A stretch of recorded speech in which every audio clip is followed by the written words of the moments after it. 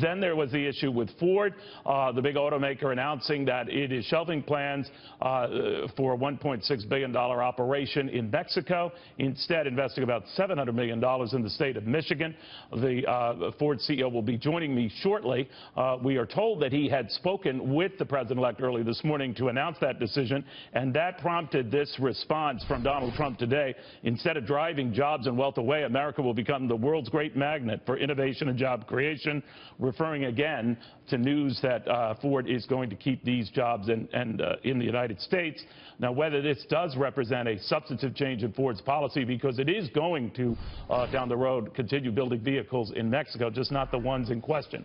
Reaction now from former Bush 43 Deputy Chief of Staff, best-selling author Karl Rove. Karl, what do you make of this? Well, I don't have enough information to make much of it yet. Ford is not going to make a major decision like this simply because they want to placate and impress the incoming President of the United States. This is a big decision. $1.6 billion to be invested in Mexico, no more. $700 million to be invested in Michigan and expanding facilities there. Big decisions. I doubt that politics had much to do with it. Let's let the CEO of Ford explain it.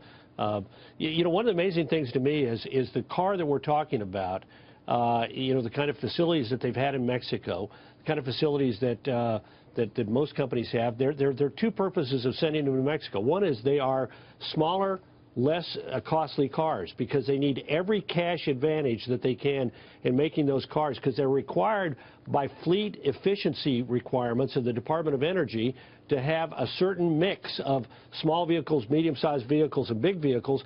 But people don't like the little vehicles. The only way they can attract them to buy them is to make them as cheap as possible. The second thing is we have these plants in Mexico because Mexico has a better trade deal with many European countries and other foreign markets than we have in the United States. So I want good news for Michigan, good news for American workers. Let's see what the Ford CEO explains it as. All right. Now, the Ford CEO, who will be joining us shortly, has said in the past that he does agree that there are a lot of areas of commonality between the president-elect and international players like Ford. For example, on currency manipulation, I think they were talking specifically about the Chinese there, and the fact that there are some trade agreements that you know, can hurt the United States, and they want to see where they can find some common ground. But do you think that whatever Ford is doing, whatever GM does when it gets criticized as it has today for a hatch model that's going to be made still in Mexico, even though the main car, the by far overwhelming bestseller for them in the United States, will continue to be made in the United States, it is putting pressure on these guys, and they have to react to it to curry good favor? Well, I hope they don't feel they have to curry good favor, because I don't want to be in a place where the President of the United States picks out individual companies and pings on them and gets a response. I mean, if you're the President and you believe that we are better off having American manufacturing here, and that companies ought to, if you're Apple, you ought to make your iPhone here. If you are a fashion designer, you ought to make the clothing here. If that's the case, then advocate a standard rule of law that applies to every company. I just get a little uncomfortable when the President of the United States is picking out individual companies, not because of bad behavior, but because they're operating within the rules that are established on the statutes of the United States of America today. But he is hitting a populist tune, right? I mean, and that's something that resonates with voters and cuts across the parties, and these CEOs know that, right? I think they do, but on the other hand, look, they're running companies in which they've got to make economic decisions. I hope the president of GM or the president of Ford is saying to the president of the United States, Mr. President, if you want more production in the United States, one of the best things you could do is help us overcome the regulatory burdens that require us to offshore some of our production, because that's the only way that we can get cars so cheap that people will actually want to buy them, in order that we meet these fuel standards for the entire fleet. You know, when you sell, isn't it ironic? You sell a full-sized SUV made by either GM or Ford, or a big 150 truck, that increases the necessity of selling more small cars, so that the fuel efficiency standards, which are measured by all Ford cars, right, it has or all to GM average cars. out. It has to average out. That has to average out. Well, let me then step back and look at the trend here, Karl. I mean, Of course, with Boeing, it was to get them to bring down the price of Air Force One from a $4.2 billion contract, which had ballooned in recent years.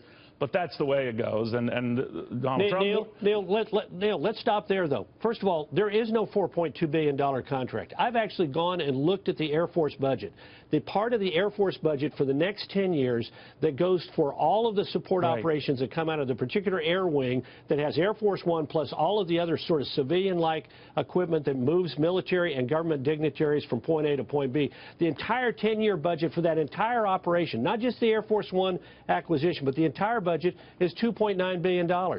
And $300 million $2.9 trillion and $300 billion for military construction. There is no $4 billion. So you're saying that was much ado about nothing. Now, even though the I mean, look, but the CEO, I was just saying, if you'll just hear me out, is that the CEO of Boeing, maybe the humor Mr. Trump, maybe, whatever, had said, all right, we're going to revisit this and look at maybe another deal. Now, referring specifically to Air Force One. Now, separately, Lockheed Martin, hear me out. I understand what you're saying.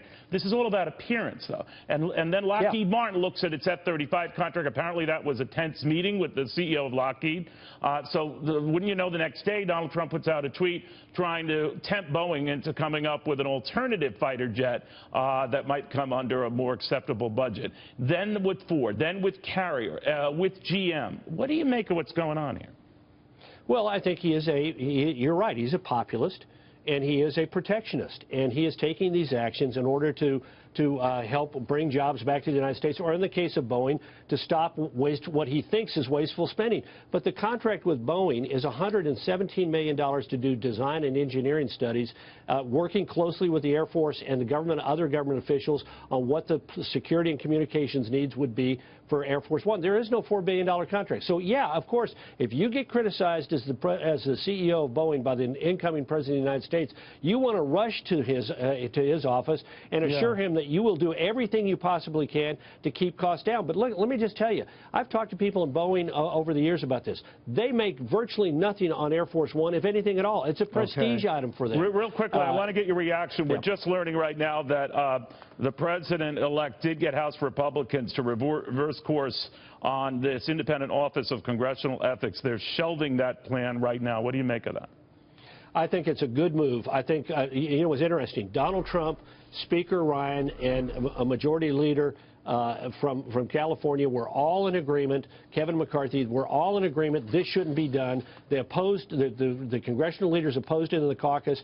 Bob Goodlatte's a good man. I know he feels strongly about the rule of law and thinks that the office operates in a way that violates fundamental rights. But this was not a good way to start the session. And I think the House Republican Conference is smart to listen to the president-elect and say, you know, maybe we ought to think about this and do this later, if we're going to do it at all.